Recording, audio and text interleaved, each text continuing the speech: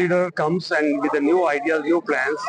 The whole team had done a great job. They have tried to do many projects together and touched many lives, including school scholarships, school children, encouragement in the field of literacy, health, and environment. And the new team is going to continue and take the projects forward and do many more new ideas, new projects, with the ultimate objective of touching lives to the community around and to the humanity, and do best to the society as a very clear example of service above self. Thank you.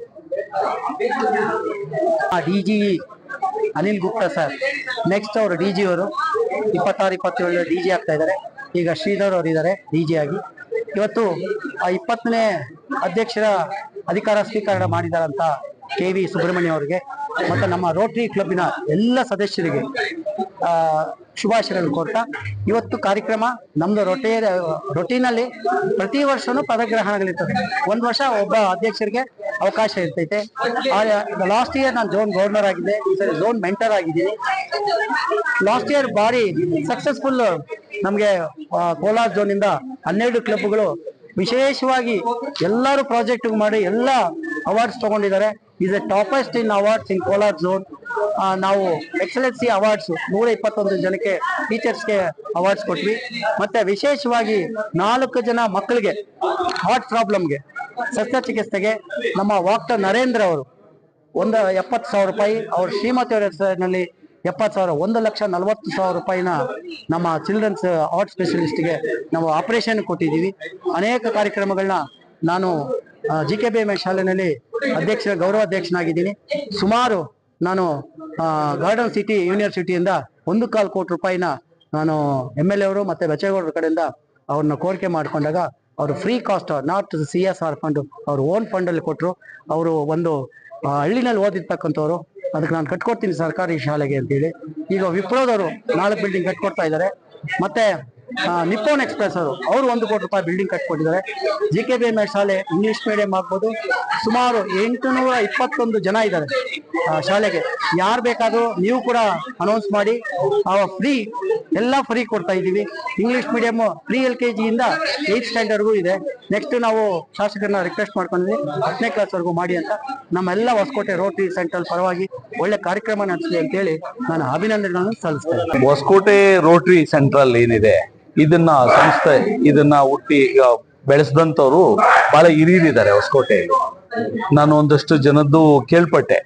ನಮ್ಮ ವಕೀಲರಾದಂತ ನಮ್ಮ ರಾಮಚಂದ್ರ ಪ್ರಸಾದ್ ಅವರು ಇದ್ದಾರೆ, ಇದೇ ಹೊಸಕೋಟೆ ನಿವಾಸಿಗಳಾದಂಥವ್ರು. ಮತ್ತೆ doctor Ramachandra Reddy ಅಂತ ಅವರೊಬ್ರು, ಮತ್ತೆ ಸಿದ್ದೇಶಪ್ಪನವರು ಅಂತೇಳಿ pesticides ಅವರು ಕೂಡ ಹೊಸಕೋಟೆ ಬಹಳ ಹಿರಿಯರು ಅವರೆಲ್ಲ. ಅವರು ಈ ಸಂಸ್ಥೆಯನ್ನ ಹುಟ್ಟಿ ಬೆಳೆಸಿದಂತದ್ದು ಹೊಸಕೋಟೆಯಲ್ಲಿ.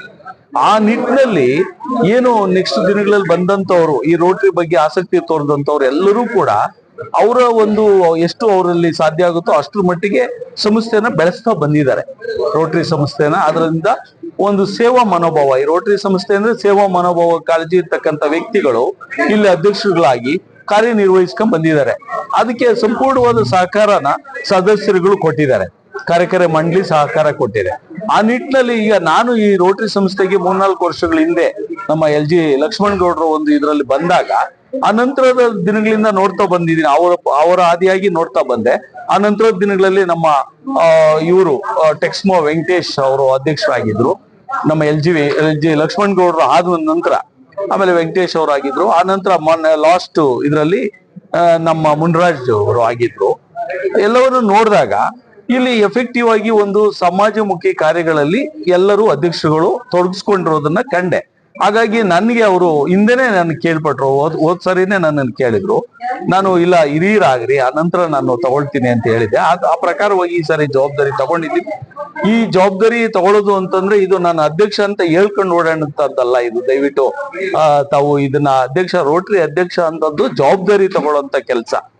ಏನ್ ಜವಾಬ್ದಾರಿ ಅಂತಂದ್ರೆ ನಾವು ಸಮಾಜಮುಖಿ ಕಾರ್ಯಗಳನ್ನ ಮಾಡ್ಬೇಕಾಗತ್ತೆ, ಸೇವಾ ಮನೋಭಾವ ಇರ್ಬೇಕಾಗತ್ತೆ. ಹಾಗಾಗಿ ನಮ್ಗೆ ನಮ್ಮ ಸದಸ್ಯರು ಸಾಕಷ್ಟು ನಮಗೆ ಬೆಂಬಲ ಇದೆ. ತಾವಿವತ್ತು ಗಮನಿಸಿದ್ರಿ ನಮ್ಮ ಒಂದು ಈ ಕಾರ್ಯಕ್ರಮದಲ್ಲಿ ನಮ್ಮ ಸದಸ್ಯರು ಎಷ್ಟು ನಮ್ಗೆ ಬೆಂಬಲವಾಗಿ ನಿಂತಿದ್ದಾರೆ ಅನ್ನೋದು. ನಮ್ಮ ಸದಸ್ಯರ ಅವರೆಲ್ಲರ ಜೊತೆ ಚರ್ಚೆ ಮಾಡಿ ನಾವು ಒಂದಷ್ಟು ಒಳ್ಳೆ ಕೆಲಸಗಳನ್ನ ಮಾಡ್ಬೇಕು ಅನ್ನೋದು ಆಸೆ ಇದೆ. ಒಂದು ಆರೋಗ್ಯ ಒಂದು ತಪಾಸಣೆಗಳ ವಿಷಯ ಆಗಿರ್ಬೋದು, ಗಿಡ ನೆಡುವ ಕಾರ್ಯಕ್ರಮಗಳಾಗಿರ್ಬೋದು, ನಂತರ ಶಾಲಾ ಒಂದು ಸರ್ಕಾರಿ ಶಾಲಾ ಕಾಲೇಜುಗಳಲ್ಲಿ ಓದ್ತಾ ಇರ್ತಕ್ಕಂಥ ವಿದ್ಯಾರ್ಥಿಗಳಿಗೆ ಒಂದು ಸಹಾಯ ಮಾಡುವಂತದ್ದಾಗಿರ್ಬೋದು. ಈ ನಿಟ್ಟಿನಲ್ಲಿ ನಾವು ಕೆಲಸಗಳು ಮಾಡ್ಬೇಕು ಅನ್ನೋ ಆಸೆ ನಮ್ಮಲ್ಲಿದೆ.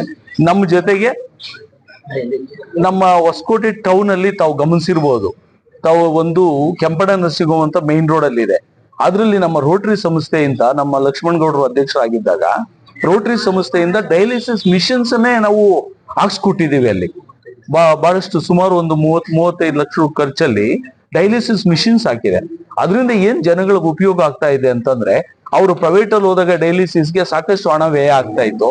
ಈ ನಮ್ದೇ ಮಿಷಿನ್ಗಳು ಕೊಟ್ಟಿರೋದ್ರಿಂದ, ರೋಟರಿ ಸೆಂಟ್ರಲ್ ಇಂದ ಮಿಷಿನ್ಸ್ ಕೊಟ್ಟಿರೋದ್ರಿಂದ ಹಾಸ್ಪಿಟಲ್ ಅಲ್ಲಿ ಬಹಳ ಕಡಿಮೆ ಕಾಸ್ಟ್ ಅಲ್ಲಿ ಇವತ್ತು ಡಯಾಲಿಸಿಸ್ ಅನ್ನ ಮಾಡಿಸ್ಕೊಂಡು ಹೋಗ್ತಾ ಇದ್ದಾರೆ ರೋಗಿಗಳು, ಪೇಷಂಟ್ಗಳು, ಡಯಾಲಿಸಿಸ್ ಅವಶ್ಯಕತೆ ಇರೋಂಥವ್ರು. ಆ ತರ ಒಂದು ಸಮಾಜಮುಖಿ ಕಾರ್ಯಗಳನ್ನ ನಾವು ಮಾಡ್ಬೇಕು ಅನ್ನೋದು ಆಸೆ ನಮ್ಮಲ್ಲಿ ರೋಟರಿ ಸಂಸ್ಥೆಯಲ್ಲಿ ಇದೆ. ಹಾಗಾಗಿ ಎಲ್ಲರ ಸಹಕಾರ ಇದೆ ನಮ್ಗೆ.